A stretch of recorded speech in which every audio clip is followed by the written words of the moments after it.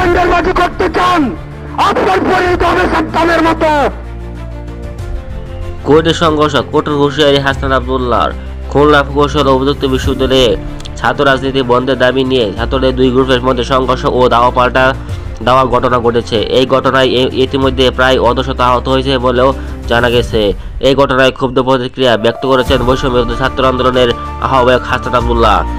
যে ছাত্রলীগ হতে চাইবে তার পরিণতি ছাত্রলীগের মতো হবে বলে মন্তব্য করেছেন হাসান আব্দুল্লাহ।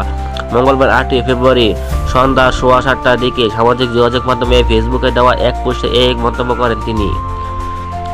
নেটিজেনরা ধারণা করেছেন কুয়েটের দুই পক্ষের সংঘর্ষে ঘটনার দিকে ইঙ্গিত করেছেন তিনি। খুলনার ঘটনায় উভয় পক্ষে প্রায় 50 জন শিক্ষার্থী আহত হয়েছে বলে খবর পাওয়া গেছে। এই দিন দুপুর 2টার দিকে কুয়েটে ক্যাম্পাসের পকেটের গেট থেকেই এই সংঘর্ষ শুরু হয়।